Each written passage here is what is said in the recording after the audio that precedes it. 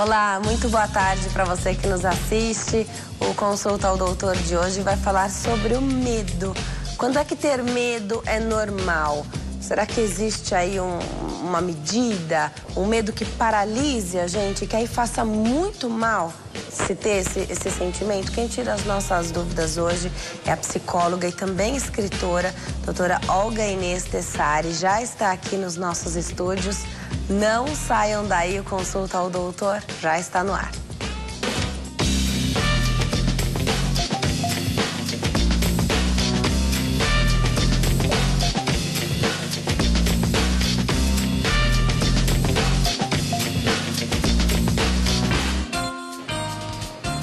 Olá para você que nos assiste de qualquer parte do mundo, Consulta ao Doutor já está no ar. Vamos começar a semana então falando sobre o medo.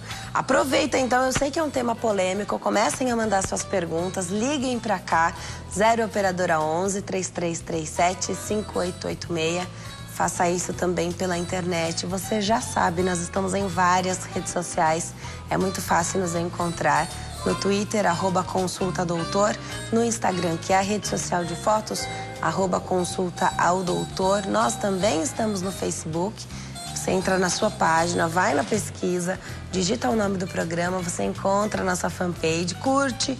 Aproveita para compartilhar aí com seus amigos e familiares para que todos possam ficar muito bem informados aqui de segunda a sexta-feira. Então fiquem à vontade para mandar as perguntas, escrevendo na nossa linha do tempo, comentando o post do dia, que aliás hoje já está lá um post dizendo quem é nosso convidado, que é a doutora Olga, sobre o tema que a gente vai falar também, que é o medo. Aproveite para mandar um e-mail também para cá. Você pode sugerir temas e fazer suas perguntas por todos esses meios que a gente falou. Ou pelo e-mail, consulta@hittv.com.br. Olha, hoje a minha convidada é a doutora Olga Inês Tessari. Ela é psicóloga, também escritora. Doutora Olga, é um prazer te receber aqui, viu? Obrigada por aceitar nosso convite. Estou muito feliz de estar aqui e poder ajudar explicando um pouco mais sobre o que é o medo, né? Sim, e olha, falar sobre medo, eu falei que gera muitas dúvidas e gera mesmo, porque quando a gente é criança, a gente tem medos diferentes muitas vezes do que a gente tem quando é adulto, né? Então a criança não tem muito uma noção de violência, então não tem medo da violência. Ao passo que criança tem medo do escuro. É muito comum, aliás, é raro você encontrar uma criança que não tem medo do escuro. Isso, na maior parte das vezes, esse medo acaba indo embora. Se bem que tem muito adulto também que tem medo de escuro. É verdade. E a gente pode até falar sobre esse medo que não vai embora aí com a idade. E a criança tem vergonha de dizer que sente medo, né? Então parece que é algo que enfraquece a pessoa. Sim. Queria começar falando sobre o conceito de medo. Ter medo é normal? É algo que a gente deve ter, deve conviver? Sim, o medo faz parte da vida e a função do medo é te defender dos perigos e do sofrimento. Então, veja, toda vez que eu sinto medo, é como se fosse um alarme ligado em mim, dizendo assim: tome cuidado, porque senão você pode encarar um perigo ou um sofrimento, algum tipo de sofrimento. Então, por exemplo, se eu tenho medo de passar frio, tome cuidado, porque senão você vai passar frio. Então, o que eu faço? Eu pego uma blusa, pego um cachecol, enfim, eu me agasalho para evitar o frio e vou. Tá? Então, o lado bom do medo é quando você usa o medo a seu favor, se protege, evita o sofrimento e faz o que você tem que fazer. O lado ruim do medo é quando você se sente paralisado por ele e aí você não faz o que você gostaria de fazer. Então, nesse exemplo, mesmo que eu me agasalhe o suficiente, eu acho que eu ainda vou passar frio, então não vou. Então, eu deixo de fazer coisas que eu gostaria de fazer por conta do medo. Você agora há pouco citou sobre a criança. Veja, a criança, ela nasce praticamente sem medo nenhum. Tá. São os adultos e as situações à volta dela que vão criando os medos. Porque, na verdade, quais são os medos básicos que nós temos quando nós nascemos? O medo de cair, porque nós podemos nos ferir, e o medo do barulho, né? Porque o barulho pode significar algum perigo, algum animal querendo te atacar. Então, esses dois medos são naturais. Todos os outros medos nós desenvolvemos ao longo do tempo. Então, veja, por que a criança tem medo do escuro? O escuro, para ela, é a falta de saber o que está acontecendo, a falta de controle. Então, veja, se você apaga todas as luzes, você não consegue enxergar. E a criança, como ela tem uma mente fértil, extremamente criativa, as pequenas sombras que ela vê na casa, no quarto, ela já imagina que é um monstro que está querendo pegá-la. Mas por quê? Porque mamãe havia dito, tome cuidado, porque o homem do saco pode te pegar se você for para a rua. Então, são medos que a criança desenvolve por conta de coisas que os pais colocam. Sim. Entendeu? Depois é difícil tirar esse medo da criança. Mas eu já ouvi falar também sobre o escuro, porque é muito comum uma criança... então tá no quarto, já tá na hora de dormir, a luz tá apagada e ela perde a companhia da outra pessoa. Sim. Né? Na verdade, o escuro pode continuar o mesmo, mas a partir do momento que você tem uma companhia, parece que uma luz se acendeu ali, né? Parece que o escuro só é escuro de verdade quando você tá sozinho. Claro. Tem uma lógica nisso? Tem uma lógica, principalmente para a criança, porque veja, quando a criança nasce, ela não sabe nada do mundo aqui fora, é tudo uma incógnita, ela não conhece nada. E quem apresenta o mundo para ela, normalmente são os pais. Então, em quem ela sente segurança? Nos pais ou nas pessoas adultas com quem ela convive, próximas a ela. Então, o que acontece? Quando ela vai dormir, o escuro é a perda do controle, então o que ela faz? Ela precisa segurar na mãozinha ou ter do lado dela uma pessoa em quem ela confia, porque ela pensa assim, essa pessoa vai me proteger. Perfeito. Então não vai acontecer nada enquanto eu estiver dormindo, porque ela está aqui do meu lado cuidando de mim. Tá, agora a doutora já falou aqui que ter medo é uma coisa normal, o medo faz parte da vida e Sim. devemos ter, só que ele não deve ser numa proporção muito grande, num tamanho muito grande que nos faça ficar parados, paralisados numa situação X. Agora, cada um lida com o medo de uma forma diferente, né? Então, nunca saltei de paraquedas, mas eu conheço um monte de gente que já saltou. E essas pessoas dizem que tem medo, mas é tão raro acontecer um acidente, então eles mostram até estatísticas. E quando eles querem convencer a outra pessoa também, nossa, mas olha, faz anos que não acontece. Olha, Sim. Eu sou uma pessoa que tenho medo. Não é o medo que me paralisa, mas é o medo que me deixa longe de situações que eu não possa, por exemplo, saltar de paraquedas é algo que foge totalmente do controle de qualquer pessoa. Sim. Do seu e do instrutor que está com você, que também está ali confiando no equipamento. Sabemos que devemos procurar os profissionais certos para fazer esse tipo de esporte mais radical, mas nunca aconteceu. Mas se acontecer comigo, aconteceu em 100% das vezes, né? Como que é isso? Você tem que trabalhar o medo de pessoas diferentes que trabalham com isso, que lidam com esse sentimento de maneiras diferentes também.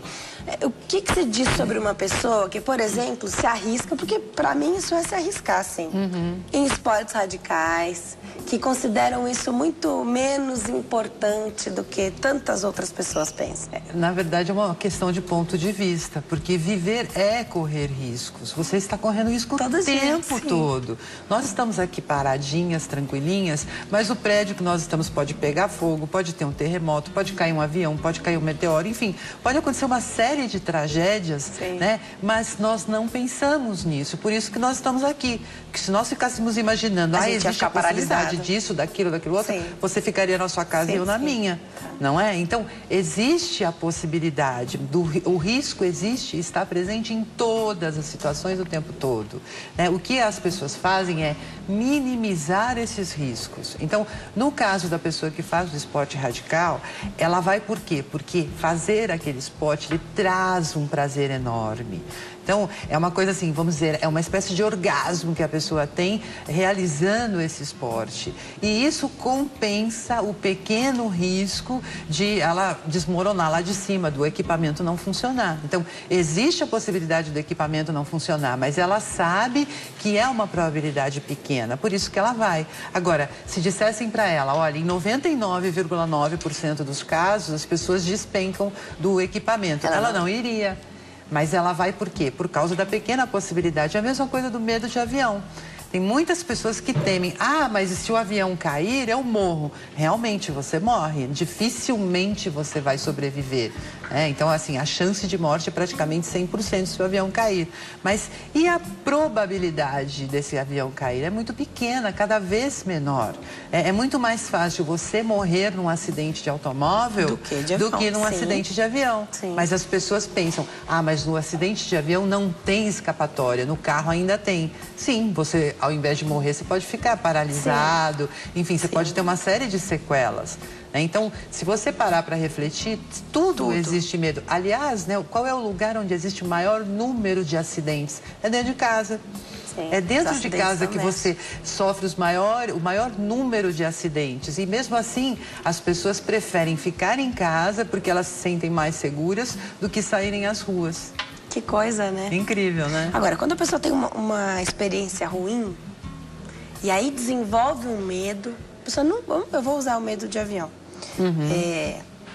Eu não tenho medo de andar de avião, de maneira nenhuma. Eu encaro isso como a única maneira que eu tenho de chegar aos lugares que eu quero conhecer. Onde você quer, exatamente, imagina. Senão eu não teria visitado os lugares que eu já visitei, seria impossível.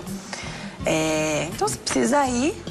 Claro que você também faz suas orações, cada um, enfim, faz aquilo que acredita. E eu acredito que se ele sair do chão, vai dar tudo certo. Porque a gente ouve vários relatos de, perdi o voo, não sei o que. Eu também confio muito nisso, de, olha, melhor não ir, deixa pra lá, se existe uma dificuldade aí um pouco maior. Mas não tenho medo, não tenho medo. Acontece que eu já ouvi falar de diversos casos, pessoas que tiveram situações de pânico mesmo dentro do avião, tá? Uma turbulência muito forte, ou... Enfim, o avião teve que arremeter, ou teve que fazer um pouso de emergência. E a pessoa acaba levando isso como um trauma. O trauma, ele vem de uma situação mesmo de muito risco, perigo, medo. Como é que se desenvolve, então, um pânico, uma fobia de algo? Na verdade, na maioria das vezes, esse trauma que a pessoa passa, ele serve como um alerta. Então, veja, existe um ditado popular que diz assim, gato escaldado tem medo de água fria. Então, toda vez que você passa por uma situação, seja ela qual for, que te traz muito sofrimento, é natural que você tente evitar de reviver essa situação. Tá. Então, se eu passei mal dentro do avião, porque o avião estava numa turbulência horrível, então... O que eu faço? Eu evito de andar de avião, porque aí eu não encaro a turbulência, eu não sofro, está tudo bem. Então, toda situação que me traz um sofrimento é natural que eu fuja dela. Mas veja, isso não quer dizer que eu não possa ter que lidar com ela de novo, se for necessário. Mas se eu puder escolher, eu não vou. Agora, o pânico e a fobia são outras coisas, né? São coisas que você desenvolve a partir de uma elevação do nível da sua ansiedade. Então, pessoas estressadas, pessoas que passam por um trauma muito grande, elas podem desenvolver pânico, elas podem desenvolver fobias justamente por quê? Porque elas não estão no estado normal. Elas, vamos dizer assim, é como se elas estivessem num estado meio alterado de consciência. Por quê? Porque quando você tem um nível de ansiedade muito alto, o seu pensamento é muito negativo. Então, imagina, você chega para uma pessoa extremamente ansiosa e conversa com ela e diz assim, olha, eu ouvi na TV que vai chover, tá chegando uma frente fria que vai chover. Ela diz assim, meu Deus, vai chover demais, vai morrer gente afogada, vai alagar tudo, vai estragar carro, vai ser uma tragédia. Ela vê tudo como uma tragédia. E veja, se ela imagina tudo como uma tragédia e ela acredita que aquilo é real na mente dela, ela já está sofrendo a partir de agora. Então, ela mesma colabora para que os medos dela se elevem, para que o pânico se desenvolva, justamente por quê? Porque ela fica imaginando todas as tragédias que podem acontecer em relação a qualquer coisa. E a maior parte das coisas ruins que acontecem, só acontecem na nossa cabeça, na mente, né? Exato. Você fica imaginando como vai ser. Nós vamos falar de outros medos também, mas se você fica imaginando...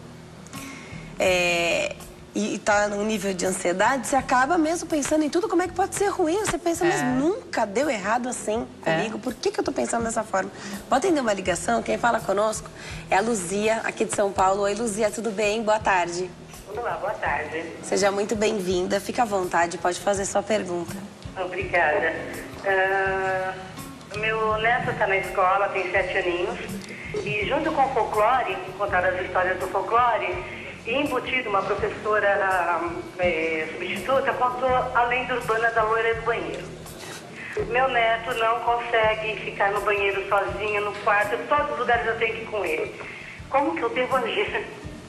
Obrigada pela sua pergunta, viu, Luzia? Eu jamais ia lembrar desse tópico tão importante da vida da criança. Sim. Obrigada. Vamos falar um pouquinho sobre isso, doutora? A loira do banheiro é uma lenda urbana, né? De que a mulher estava no banheiro e pedindo socorro. Então, veja, a criança, ela acredita em tudo que ela ouve.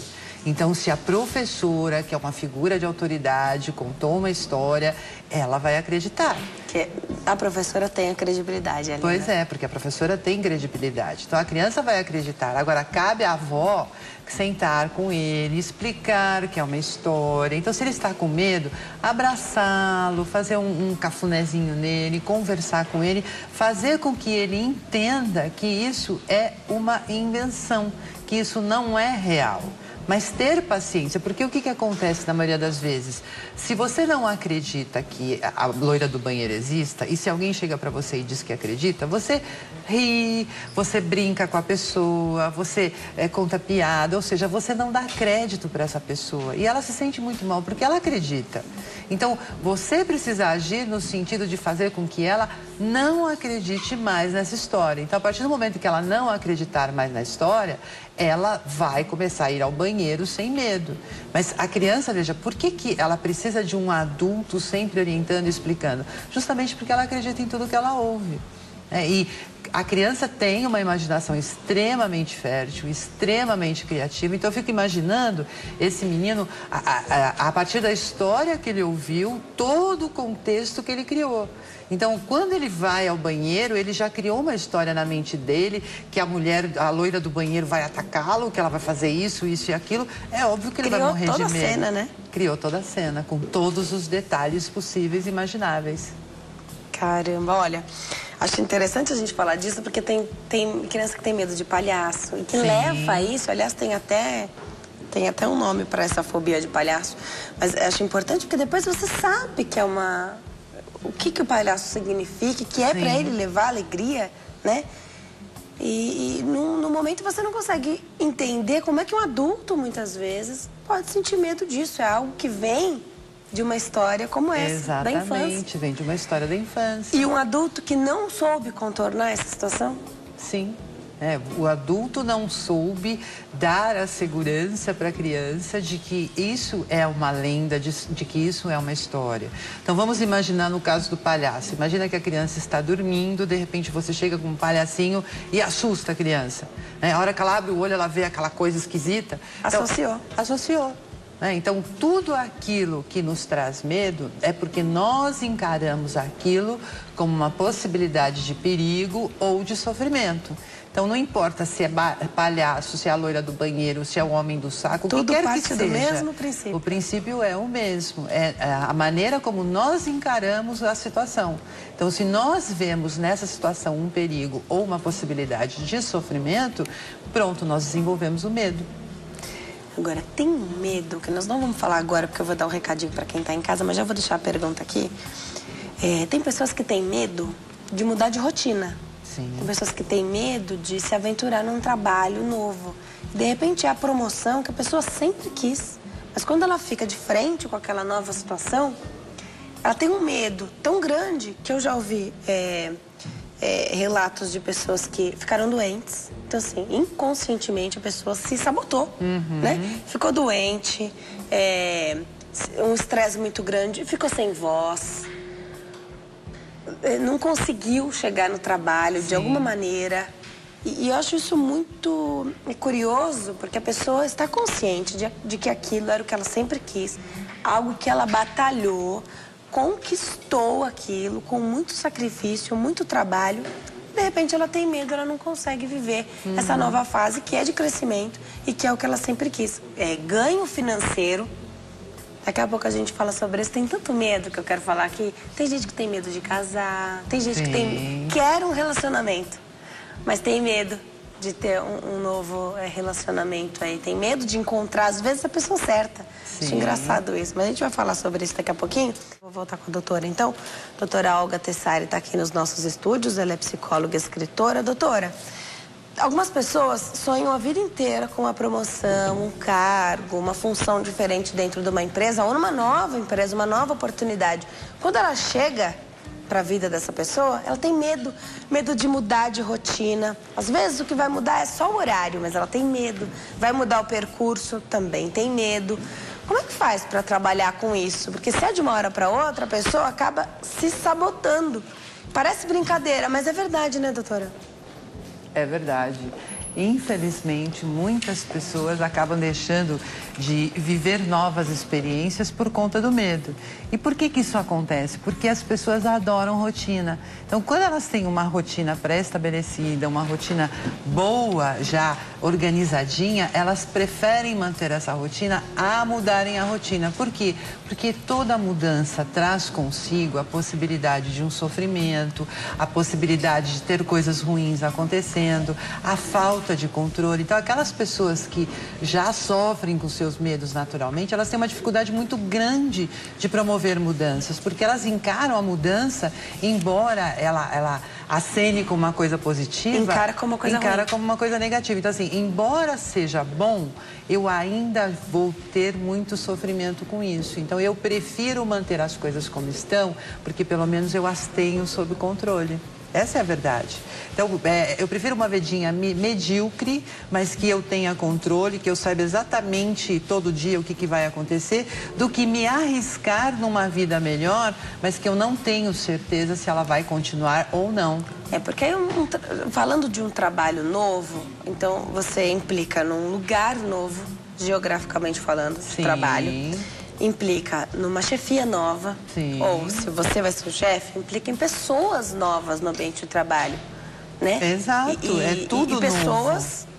Diferentes das que você já estava acostumado. Então, de repente, sempre tem alguém que você não se dá muito bem no trabalho, mas você consegue contornar aquela situação. Porque você já conhece. Exatamente. Aí você vai passar vai para um outro lugar, você vai ter que aprender tudo de novo, como lidar com aquela situação. Agora, como é? Isso não é o ideal, então, ter medo dessas situações. O ideal é a gente saber, claro que, às vezes, um trabalho muito tempo, isso gera uma rotina mesmo, mas como é que a gente faz para se preparar, não se preparar, mas para estar sempre pronto para encarar uma mudança?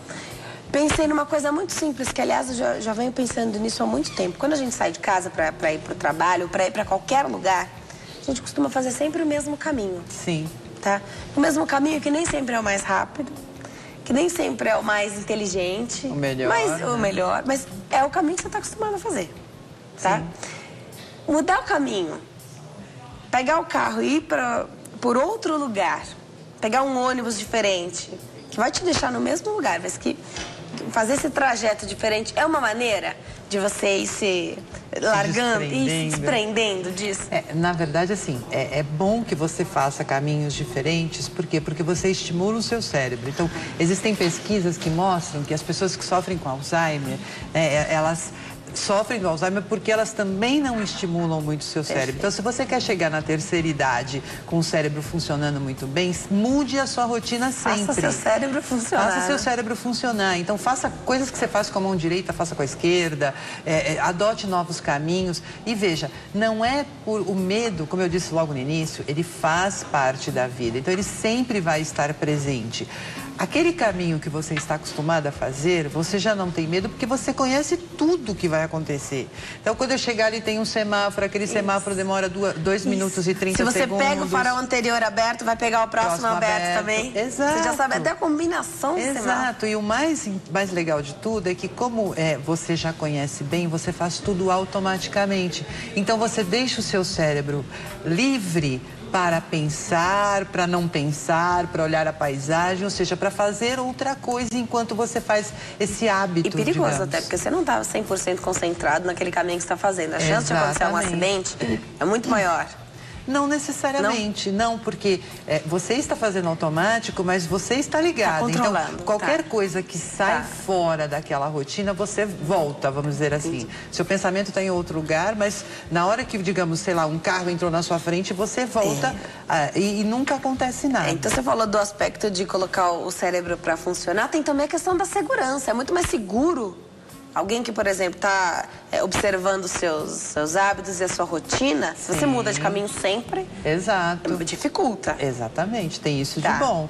Então, na verdade, assim, mesmo com medo, porque é como eu disse no começo, o medo, ele tem um lado bom e um lado ruim.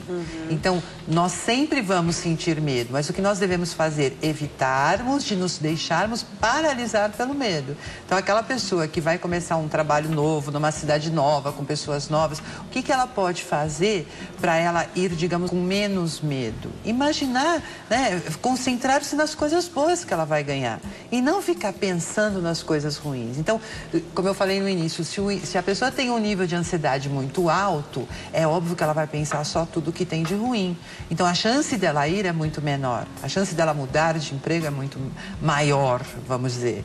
Então, o que ela precisa fazer? Se concentrar em tudo que ela vai ganhar. E na vida é assim, você ganha e você perde. Tem um lado bom e tem um lado ruim. Mas o importante é o quê? São as coisas boas que você vai ganhar e como você vai lidar com a parte ruim que vai restar aí nessa história. Então, você vai mudar de endereço, você vai perder alguns amigos, mas existe o lado bom da história. Você pode fazer amigos novos e melhores ainda do que os amigos que você tinha, por exemplo. Sim, com certeza. E tem um momento que mesmo com o medo, depois que isso passa, que você então cria uma nova rotina, que tá tudo certo, você fala, como é que eu pude viver até agora sem passar por essa situação que eu passei, né? Mas que isso não fazia sentido antes.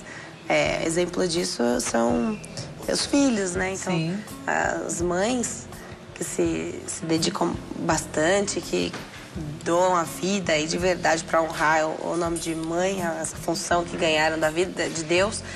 Falam, claro que você tem medo, é uma criança que vem aí, você tem que mudar tudo. Nunca você acha que você está pronto, né, para essa vida nova, mas quando a pessoa tem a criança, ela fala, eu não sei como era a minha vida, não lembro.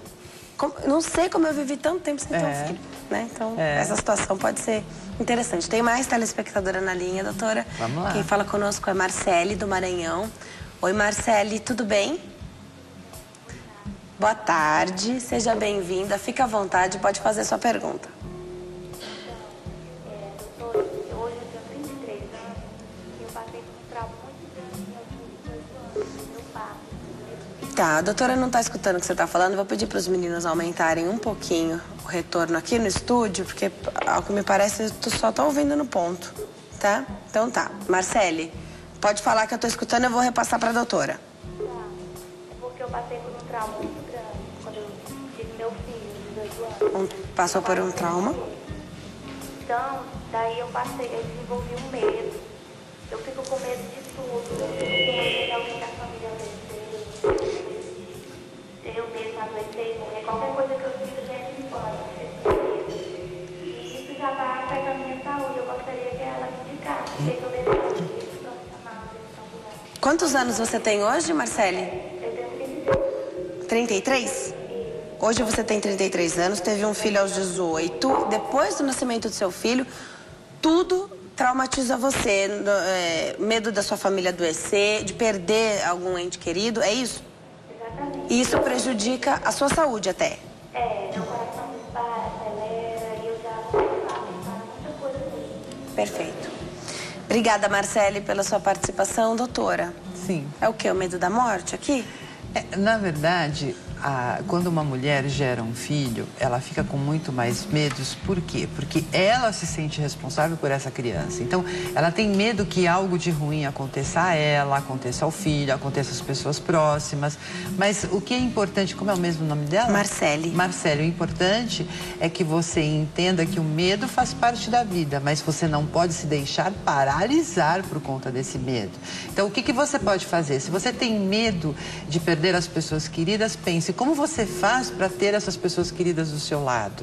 Como é que você pode fazer para conviver mais com elas? Porque a morte, ela é inevitável. Mais cedo ou mais tarde, todos nós vamos morrer. Ninguém fica para semente. Então, enquanto as pessoas estão vivas, como é que você pode aproveitar melhor a convivência com essas pessoas para que você possa curti-las ao máximo? E não ficar pensando, um dia eu vou perder essas pessoas e já começar a sofrer de antemão, porque é isso que eu vejo. As pessoas que sofrem com seus medos, elas começam a sofrer a partir de agora. Então, vamos dizer assim, eu tenho um parente que eu sou muito apegada e vamos supor que eu saiba que ele vai morrer daqui 30 anos. Eu já começo a sofrer a partir de agora. A pessoa vai ficar morrer 30 anos. Não é? Quem está sofrendo por Pois é, eu vou ficar 30 anos sofrendo até o dia que essa pessoa vai morrer? Não, eu tenho que aproveitar melhor essa pessoa. Então, é importante que a Marcele entenda cada medo. Qual é o objetivo do medo? É te proteger, evitar que você sofra. Então, de que maneira você vai agir com cada um desses medos para evitar o sofrimento e não se deixar paralisar por eles? Tá, e tem vários aspectos disso. Então, hoje em dia as pessoas demoram mais para casar, então demoram mais para sair de casa, às vezes. Tem gente que vai morar sozinha, mas demora mais para sair de casa. E aí você viveu tanto tempo com aquela mãe, com aquele pai. Sim.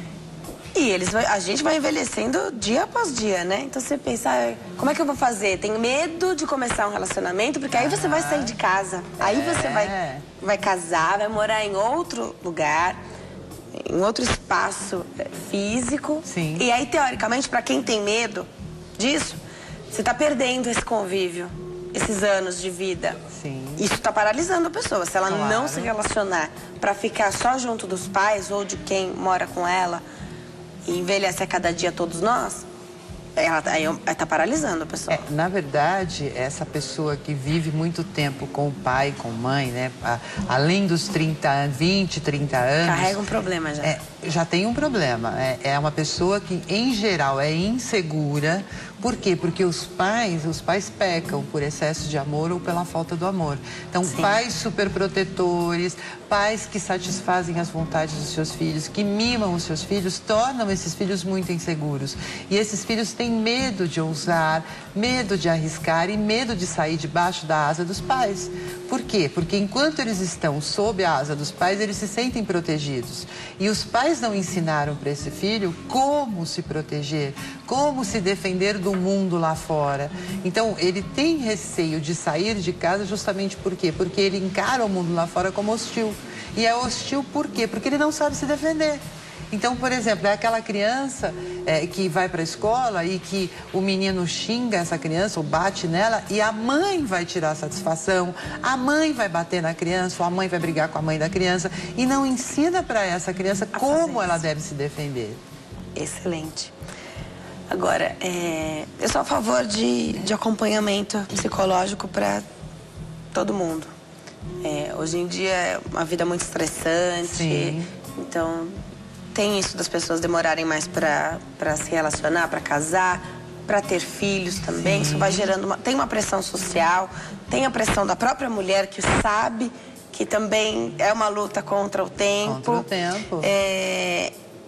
Os medos também são trabalhados em terapia, não responde agora, tá? Porque, de repente, você tá me assistindo, você fala, eu não preciso de terapia.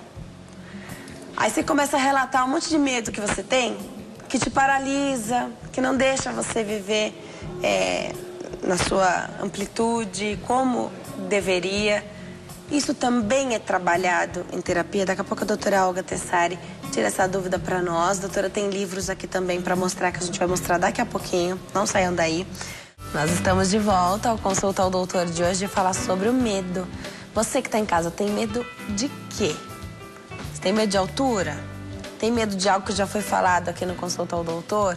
Tem medo de mudar a sua rotina, de encarar uma vida nova, casar, ter filhos? A gente sabe que ter medo é normal, a doutora já falou aqui. Eu já recebo a doutora Olga Inês Tessari, ela é psicóloga, também escritora. Vamos mostrar os livros dela daqui a pouquinho, para que você em casa possa entender um pouquinho mais também sobre o medo. Importante isso, Importante, né, doutora? Então você se interessa, você tem medo, quer vencê-los, se interessa pelo assunto. Importante também ficar cercado de uma literatura, né? Sim, é importante a pessoa ler, entender, conhecer melhor os mecanismos que produzem esse medo. Então, na medida que você tem maior conhecimento, muitas vezes você sozinho resolve. Você não precisa da ajuda de ninguém. Agora, eu conheço muitas pessoas que leem toda a literatura que existe, inclusive a literatura técnica dos psicólogos, quer resolver o problema e não conseguem resolver, mas não admite buscar ajuda. Então, é uma pessoa que vai sofrer a vida inteira. É para isso que existem os psicólogos, para ajudar você a resolver problemas que você não consegue resolver sozinho. Olha, hoje eu vejo que já melhorou bastante isso da aceitação da terapia, mas ainda é complicado. Para algumas pessoas, se você ouve alguém dizer que eu tô fazendo terapia, você tá bem? Você tá louca? Exatamente, tô ótimo, por isso que eu faço terapia, né? Agora, me parece isso, nossa, coitada, a pessoa faz terapia, gente, tem que desmistificar isso, né? O psicólogo, ele estudou para ajudar a gente a viver melhor. Hoje a gente tem uma cobrança muito grande, né? Então, as mulheres que fazem dupla, tripla jornada aí, trabalham, cuidam da casa, precisam sempre estar bem, né? Então, tem um peso muito grande e nosso organismo é o mesmo, né? Então, aprender a se respeitar, respeitar os seus limites, isso é importante. Agora, eu falei da importância da terapia e até a gente estava comentando durante o intervalo. A maioria das pessoas que buscam uma terapia, que busca a ajuda de um psicólogo, porque esteve de frente com um problema e não soube resolver. Exato. Mas também acontece aqueles que buscam autoconhecimento, que, aliás, é para que a terapia serve, né? A terapia serve para você se conhecer melhor, para você resolver os seus problemas e você ter uma vida plena e feliz. Sim. Porque nós estamos aqui para sermos felizes. Então, sempre que você tem um obstáculo, sempre que você tem uma dificuldade, você sofre por conta de um medo, você precisa buscar ajuda psicológica justamente para quê? Para superar isso e continuar tendo uma vida plena de qualidade, uma vida extremamente feliz. Sim. Agora, você busca uma... Tem gente que fala, eu não preciso de terapia. Bem, cada um tem a sua opinião, mas mesmo que, ainda que você não esteja passando neste momento por uma situação difícil, assistindo a nossa entrevista, por exemplo, muitas pessoas vão dizer, olha, eu tenho um medo que me paralisa, assim. Eu tenho medo de mudar de rotina, eu faço sempre o mesmo caminho.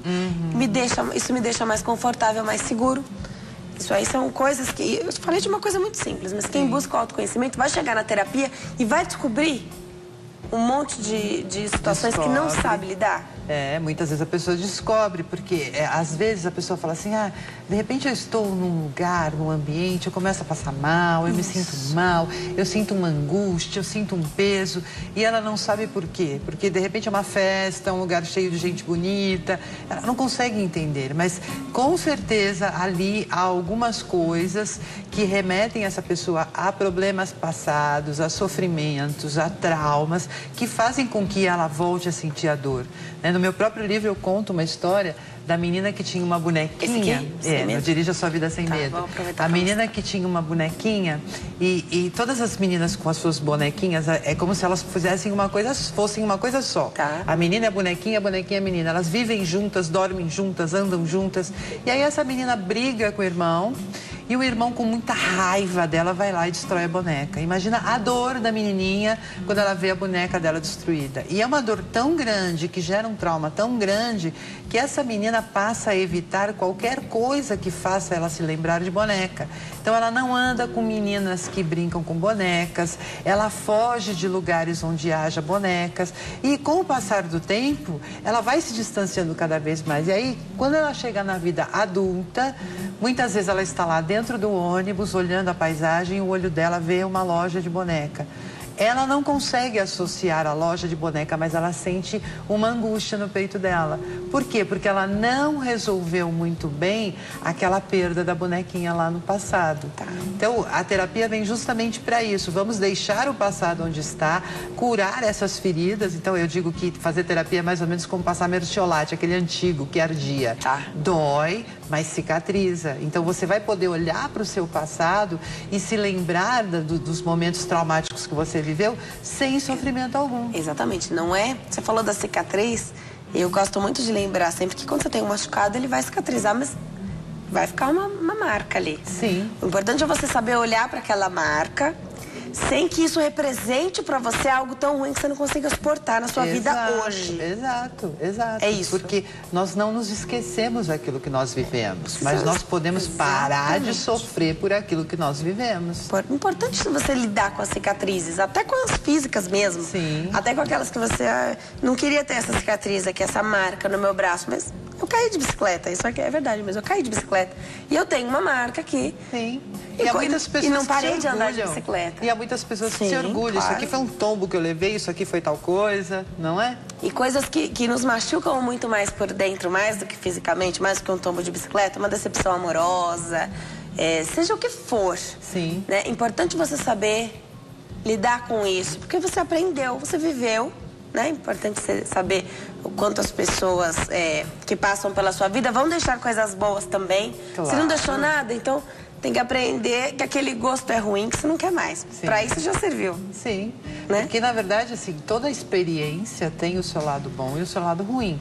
Então é importante que nós guardemos na nossa mente o lado bom da experiência. Sim. E não o lado ruim. Tudo na vida tem um preço, como dizem. Então você pague o preço da coisa ruim para ter a coisa boa. Ponto e acabou. E não ficar se lamentando por conta da coisa ruim que você viveu. Sim. Agora, na hora de escolher o psicólogo, a gente tem várias linhas da psicologia, né? Queria que você falasse, você é psicóloga cognitiva comportamental, Isso. né? Queria que você explicasse o que é que faz essa terapia, qual a diferença. Eu sei que tem várias, né? Mas queria que você exemplificasse uma outra, só pra gente saber a diferença. Não estamos falando que uma é melhor do que a outra de maneira nenhuma. Queria que você explicasse pra gente. Na verdade, o que nós temos aqui no Brasil, existe assim, ainda muitos psicólogos que trabalham com a psicanálise, com a linha psicanalítica. É uma linha que traz resultados, sim, mas num tempo um pouco maior, porque ela trabalha muito o autoconhecimento. Porque a gente tem uma pressa, né? Pois é, todos nós temos pressa, né? Queremos resolver tudo para ontem, e não é assim que funciona. O tempo do emocional é diferente do tempo do relógio. Legal. E cada um precisa respeitar o seu tempo. Então, a terapia comportamental cognitiva, ela é uma terapia focada no problema. Então, qual é o seu problema? Qual é a sua dificuldade? O que nós temos que fazer para mudar isso? Então, nós trabalhamos mais o aqui e o agora e como resolver isso do que ficar buscando razões e motivos lá de trás. Porque se você fica buscando, você vai encontrar. Às vezes você não encontra, às vezes demora, porque a mente, ela cria mecanismos para que você se esqueça de uma série de coisas. Então, é mais ou menos quando você quer guardar uma coisa muito importante, você pega aquela coisa e esconde lá no fundo daquele armário que você nunca mexe. Então, você acaba se esquecendo. Sim. Então, por mais que você revire todos os armários, você não vai encontrar. Então, a psicanálise, ela trabalha mais nessa linha de vamos investigar. Nossa mente é muito louca, né? Exato. Vamos investigar. E já a terapia comportamental cognitiva ela é muito mais prática. Tá. Então, é ação. A pessoa sai da sessão com exercícios, com orientações. Então, a cada sessão ela vai percebendo um pouco a evolução dela. É claro que não existe fórmula mágica. Sim. Você não vai entrar numa sessão e sair com o seu problema resolvido. Mas o objetivo é tentar resolver o problema no menor tempo possível. Sim. E às vezes você sai sabendo de algo novo que você não sabia antes, mas quando você está de frente com uma situação que você tinha que colocar em prática aquilo, como aquele não é o seu natural, você faz errado de novo. Sim, sim. Né? Então, você precisa aprender a lidar, porque, na verdade, onde está a origem dos problemas? Na maneira como você encara o problema.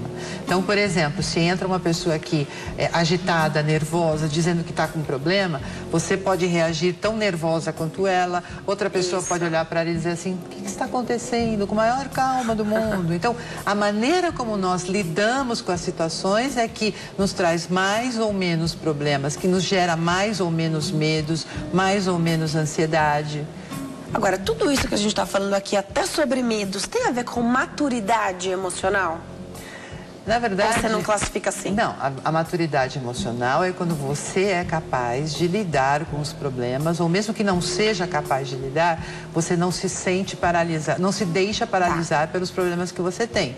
Então, uma pessoa adulta é aquela que sabe, que tenta lidar. De alguma maneira, ela tenta lidar. Não é como a criança, por exemplo, que sai correndo ao menor sinal de que o homem do saco apareceu.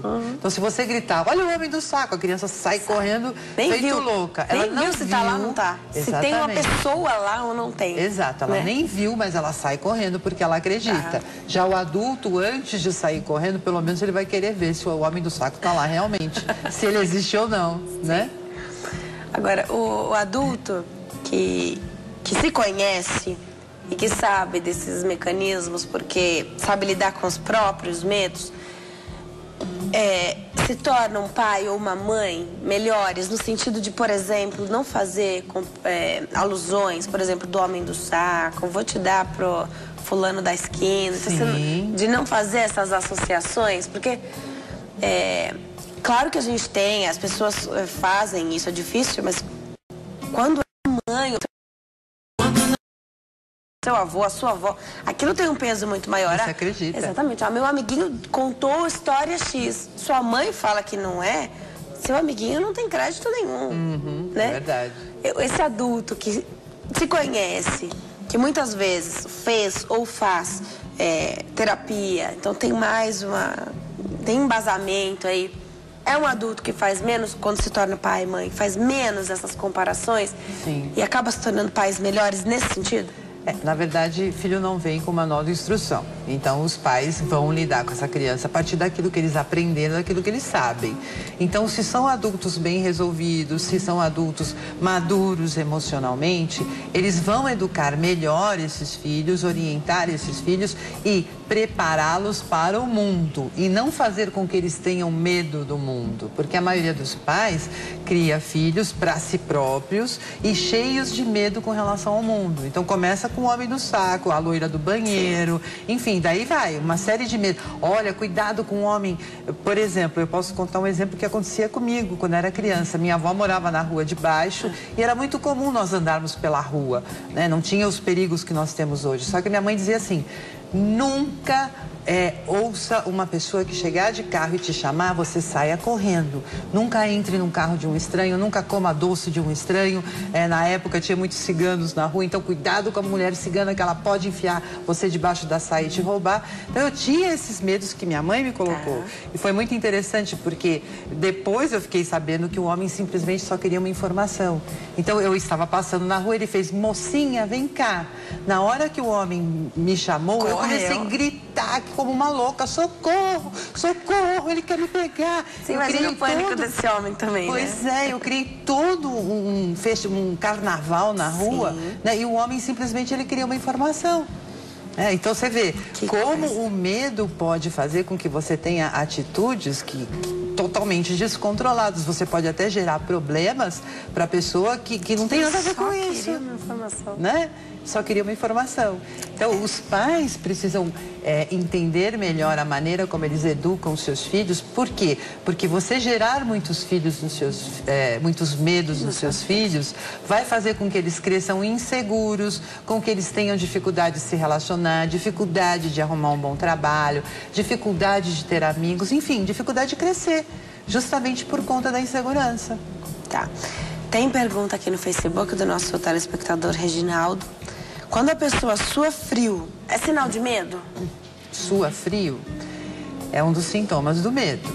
Então, assim, quais são os sintomas do medo quando ele está exagerado? Tá? O medo normal não dá sintoma nenhum, no máximo um pouquinho de taquicardia, mas a pessoa que sofre com seus medos, ela tem taquicardia, suor, tremor, falta de ar, às vezes o braço formiga, muitas vezes ela acredita que ela está tendo um infarto. Meu Deus! Então, assim, quando a coisa está num nível muito elevado, ela acredita que ela está tendo um infarto e ela vai ao médico, procura o médico faz uma série de exames, um cardiologista, por exemplo, diz para ela, você não tem nada, ela não acredita. Ela não acredita, e ela vai em outro médico, mas na verdade é o organismo dela dizendo assim, socorro, eu estou cansado de ficar tenso por conta dos seus medos. Resolva os seus medos. Porque isso estressa o organismo, né? Exatamente, o corpo está em estresse, porque toda vez que você sente medo, você produz substâncias no seu corpo que te deixam em estado de alerta. Porque se nós pararmos para pensar, quando é que nós sentíamos medo lá na época das cavernas? Quando nós nos sentíamos ameaçados de alguma forma. Então, quando a mata mexia, quando nós ouvíamos um barulho, nós víamos um movimento estranho. Então, nesses momentos, nós desenvolvíamos o medo, e o medo produzia substâncias no nosso corpo que nos deixavam em estado de alerta e nos deixavam prontos para quê? Para atacar ou para nós sairmos correndo. Então, essas substâncias permanecem no nosso corpo todas as vezes em que nós sentimos medo. E se nós não as descarregamos, o acúmulo dessa substância pode gerar um estresse ao longo do tempo e todos esses sintomas que eu acabei de relatar agora. Perfeito. Tem telespectadora perguntando aqui no Facebook, doutora Ana Paula Linhares, diz que o filho dela tem 5 anos, na escola ele não fala com a professora, também não fala com os coleguinhas, e ela pergunta aqui, não sei se será que isso é medo de algo? Ana Paula, obrigada pela sua pergunta. Para poder responder com propriedade essa pergunta, eu teria que conhecer melhor a história. Então, é um filho único, essa criança nunca interagiu com ninguém, essa criança sempre ficou trancada dentro de casa, então a primeira experiência dela na escolinha. Então, veja, se essa criança foi super mimada, super protegida dentro de casa, só ficava com a mãe e com a avó, quando ela vai para essa escola é tudo novo, é tudo perigoso. Então, existe uma coisa instintiva, que nos faz sentir medo quando nós não conhecemos. Então, será que isso se repete? É todo dia que acontece isso, ou digamos, isso foi só no começo? E se essa criança continua tendo esse tipo de comportamento, mãe, você precisa procurar um psicólogo, porque não é normal. A criança, ela num primeiro momento, ela fica realmente arredia, com os olhinhos arregalados, assustada, mas na medida que ela vai conhecendo as outras crianças, a professora, ela se enturma e fica à vontade e acabam os medos. Então, se ela continua não falando com a professora, não falando com os amiguinhos, ficando à margem, significa o quê? Que ela está se sentindo encurralada e cheia de medos. Então, ela precisa de tratamento psicológico. Tá. Você falou do filho único. O filho único pode carregar, né, uma tensão maior nesse sentido. Primeiro, de que todo mundo faz as suas vontades. Sim. Que quem tem irmão sempre teve que dividir. Exatamente. Né? O filho único não tem esse problema, né? É o centro das atenções. Com sempre. Certeza. Né? Porque eu tenho um irmão, então na minha casa é sempre tudo muito dividido. A atenção dos pais dividida. Os dois são os filhos, os dois são as pessoas mais importantes, inteligentes e bonitas do mundo. Claro, né? Então você sabe sempre que tem um outro ali. Sim. Você é tudo aquilo, mas seu irmão também é. Também. Né? Agora imagina você filho sozinha. único. Você acha que você é o bambambam de tudo. E se nós pensarmos, né, que todo pai e toda mãe querem evitar ao máximo que seus filhos sofram. Então, o pai e a mãe que só tem um filho vão super proteger esse filho. Além de mimá-lo, vão super protegê-lo. Então, esse filho, com certeza, no futuro, ele vai ter muita dificuldade de interação, vai ter muita dificuldade de ter amigos, de se relacionar. Então, imagina, uma criança que tem tudo, que é super protegida. A primeira vez que ela leva um fora do namorado ou da namorada, nossa, é como se o mundo desabasse, né? Porque ela não aprendeu a lidar com a frustração. Então, é importante que ela aprenda a lidar desde pequena. Mais importante é saber lidar com a frustração do que com o êxito, né? Exatamente. Porque é fácil, né? Porque ganhar é fácil. Ganhar é fácil, mas a frustração faz parte do dia a dia. Sim. Todo dia você está se frustrando. Então, é importante que você saiba lidar com isso, justamente para quê? Para que quando você estiver diante de situações de frustração, você não sofra tanto. Então, se nós pegarmos, por exemplo, os jovens hoje em dia que são super mimados, super protegidos, muitos deles acabam se envolvendo com as drogas por conta disso. Porque a dor que eles sentem é tão grande, porque eles nunca sentiram. Imagina, uma dor que você nunca sentiu, uma dor imensa. Naquele momento tem uma pessoa próxima de você que te oferece uma droga, você não vai parar de sentir dor. A pessoa, a criança, o jovem, né, experimenta, sente uma paz, uma sensação boa e passa a virar um usuário de droga. Quando, na verdade, ele poderia muito bem saber lidar com essa frustração, porque dói. Mas ninguém morre disso. Ninguém morre. Né? Ninguém morre disso e passa. O mais legal de tudo é que passa. Então, aprender a lidar com isso, papai e mamãe, ensinem os seus filhos a lidarem com a frustração. Dizer não para o filho não é o fim do mundo. Pelo contrário, eles vão aprender a respeitar melhor vocês. Porque pais que não sabem dizer não, eles têm filhos ditadores que só fazem o que eles querem e não o que os pais querem. E a gente vê tantas ceninhas por aí de filho mimado, né? Sim. E olha, é feio, fica feio pra todo mundo. A gente vai para intervalo. No próximo bloco, a doutora Olga Tessari continua tirando as nossas dúvidas sobre medo. A gente está falando também da importância aí de aprender a lidar com as frustrações. Olha, muito interessante nossa entrevista de hoje. Aproveitem para mandar as perguntas. A gente volta já já, o intervalo é rapidinho. Nós estamos de volta, entrando no terceiro e último bloco do Consulta ao Doutor de hoje, que fala sobre o medo, com a doutora Olga Inês Tessari. Ela é psicóloga, também escritora. Um prazer recebê-la aqui. Primeira vez que eu te entrevisto, estou adorando.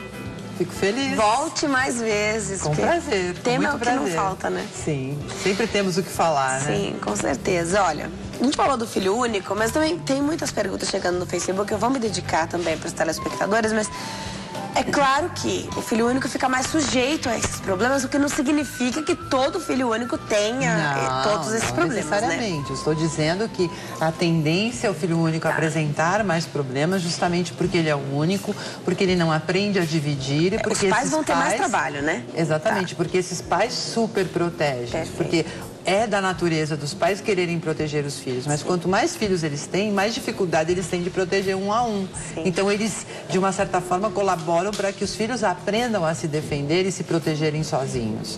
Então, quando existe o filho único, os pais, toda a atenção é em cima dessa criança.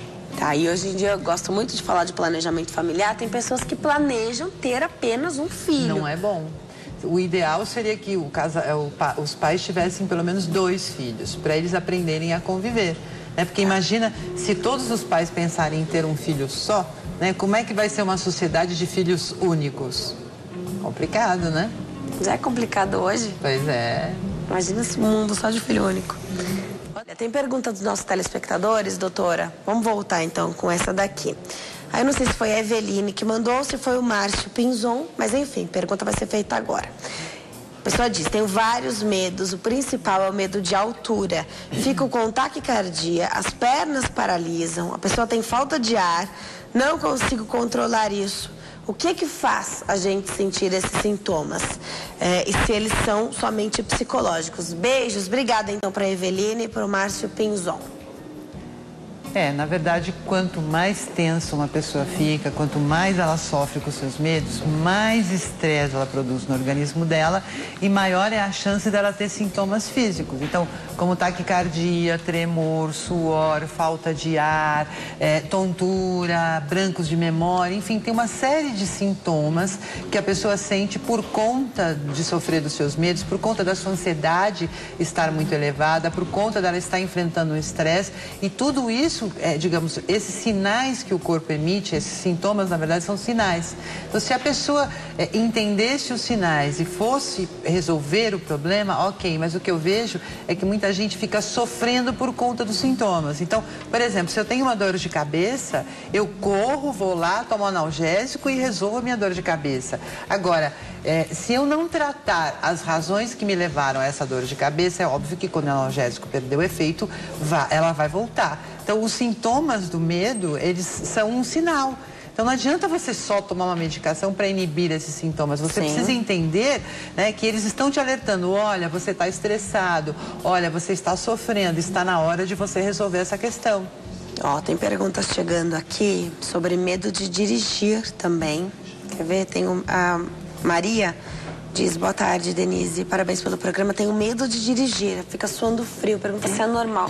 Não é normal. Então, veja, o medo de dirigir, ele tem 2 fatores. O primeiro, que é normal e natural, quando você está diante de um objeto que você nunca mexeu, que você não sabe manipular, é natural sentir medo, é natural sentir tremor, suor, frio, mas é uma coisa que passa. Então, a partir do final da primeira aula, da segunda aula de autoescola, você já supera esse medo. Porque você passa a conhecer o objeto. Agora, aquela pessoa que faz um monte de aulas de autoescola e continua sentindo esse medo, essa pessoa precisa parar tudo, vai fazer um tratamento psicológico, vai entender as razões desse medo, superá-las para poder voltar na autoescola, tirar sua carteira e dirigir. E aí tem até cursos para pessoas já habilitadas, né? Sim. Porque eles sofreram, de repente, com algum trauma, não conseguiram voltar a dirigir, mas eu acho legal falar que não adianta só fazer esse curso para os condutores já habilitados. Tem que saber entender por quê, né? Exatamente, tem que fazer o acompanhamento psicológico dele, porque de repente aí vai surgir um outro medo, né? Autoescola, para fazer essa habilitação, fazer esse curso para os já habilitados, você dirige um carro X. Até a mudança de marca de carro, de veículo, pode fazer com que a pessoa sinta medo de novo. Sim, sim. E é normal você sentir um pouco de medo quando você muda a marca do carro. Porque Mas é em diferente. 30 segundos já acabou. Daqui a pouco você aprendeu como é que mexe, acabou. Mas existem aquelas pessoas que estão tão, digamos, elas não aprenderam a lidar com o objeto. Elas criaram toda uma rotina que elas decoraram. E veja, para dirigir não tem como decorar, até porque dirigir é uma situação nova a cada momento. Perfeito. Né? A cada momento você tem uma situação nova, então não tem como você se programar. Então, outra característica das pessoas que sofrem com seus medos é que elas planejam muito, elas morrem de medo de errar, então elas querem fazer tudo certinho, tudo perfeito, elas têm tendências perfeccionistas. E elas sofrem muito por conta de elas não conseguirem ser perfeitas, porque a perfeição é uma ilusão. Você até consegue de vez em quando ser perfeita, mas o tempo todo é impossível, né? Tem que estar sempre aberto para uma situação diferente aí, né? Exato. Porque por mais que você planeje qualquer coisa na sua vida, você tem sempre que, opa, aqui não saiu assim, mas tudo bem, vamos caminhar junto, né? Agora, eu falei de pessoas que têm medo de se relacionar, então sonham com isso, de repente querem ter um casamento, querem ter filhos, mas tem medo de conhecer outras pessoas. E aí a doutora trouxe um livro dela aqui que chama Amor versus Dor, as várias faces do amor e da dor, caminhos para um relacionamento feliz. Achei interessante a gente mostrar nesse momento, então, esse livro, porque claro que você tem medo só que você não pode deixar de conhecer as pessoas por ter medo de Pois é, eu tenho medo de errar, eu tenho medo de não dar certo. Então, por que não pensar como fazer para dar certo? Do que eu preciso para me dar bem com essa pessoa, para fazer com que ela viva ao meu lado, que ela esteja feliz comigo e eu com ela pelo resto da minha vida. Né? Então, nesse sentido, o livro vem nesse caminho. Deve ser uma leitura muito gostosa, Exato, né? Apontando os erros que as pessoas cometem, mostrando para elas caminhos para que elas possam construir um bom relacionamento e serem felizes nesse relacionamento pela vida fora. Porque tem alguns comportamentos que é claro que você observa pessoas que estão ao seu redor fazendo errado, e quando chega na sua vez, você nem sabe que você repetiu o mesmo Cometeu o mesmo erro, né? Fez a mesma coisa. E tem o livro Dirija a Sua Vida Sem Medo, que a gente já mostrou, mas quero mostrar de novo aqui. Leitura também deve ser uma delícia. A linguagem é simples, clara, para todas as pessoas, todo mundo que sofre com seus medos, com a sua ansiedade elevada, com o seu estresse. Quem é que não é ansioso hoje em dia, né? Pois é, a Só nossa que tem que saber controlar, né? Sim, a nossa sociedade nos cobra muito. E nós nos tornamos ansiosos com essa necessidade de querermos cumprir bem todos os nossos papéis. E nem sempre é possível. Então, nós temos que abrir mão de algumas coisas para fazermos bem outras coisas. É fácil de encontrar seus livros, doutora? Os 2 livros estão à venda exclusivamente no meu site. Oba, então deixa eu mostrar de novo. E vou passar o site, então, da doutora também. www.ajudaemocional.com www.ajudaemocional.com. Então, esses 2 livros que eu tenho aqui na mão, você só encontra para comprar nesse site. Ajudaemocional.com. Os livros devem ser uma delícia essa leitura, porque hoje em dia todo mundo quer um relacionamento feliz. Quem já tem o seu, passa por algum problema, quer renová-lo para fazê-lo melhor. E a gente é tão cobrado, tem tanto medo, que precisa também aprender caminhos para resolver os seus problemas, né? Nada disso vai substituir a terapia, né, doutora? Claro que não. São caminhos. O que eu vejo, né, pelos comentários das pessoas que leem o livro, muitos resolvem seus problemas através da leitura. Muitos também não. Então, é importante, se você não se identificou, se você não conseguiu encontrar a solução através da leitura, procure um psicólogo, uma psicóloga da sua confiança e faça um tratamento psicológico, porque é muito bom, né? Eu sou suspeita para dizer, mas se todos nós fizéssemos terapia, o mundo seria muito melhor. Olha, eu também sou suspeita porque minha mãe é psicóloga. Ah, é? Então eu fui criada já na ideia de que é normal fazer terapia, né? Sim. Deixa eu aproveitar e mandar um beijo para minha mãe que está sempre me assistindo. Mamãe, um beijo aqui. É muito bom tê-la como mãe, sendo psicóloga, porque eu tô acostumada já com a linguagem, ela sempre analisou, falou, comentou, sempre com essa propriedade que só o psicólogo tem, é tão gostoso, né? Passar os telefones da doutora Olga, então, para você que tá em casa, 0 operadora 11 2605 6790, 2605 6790 ou 0 operadora 11 também, 99772 9692. 99772 9692. Doutora Olga, foi um prazer te receber aqui. Primeira vez que eu te entrevisto, tá super convidada para voltar quando quiser. Portas abertas. É só me convidar, estarei aqui com muito prazer. Foi muito agradável, eu gostei muito. Obrigada. Obrigada, viu, doutora? Boa tarde. Boa tarde. Olha, nessa tarde de segunda-feira nós falamos sobre o medo com a doutora Olga Inês Tessari, que é psicóloga, também escritora, deixou aqui recados importantíssimos para todos nós, para a gente começar essa semana de uma maneira muito melhor. Obrigada pela companhia, pela audiência, foi um prazer ter vocês aqui comigo. Excelente fim de tarde, até amanhã. Tchau.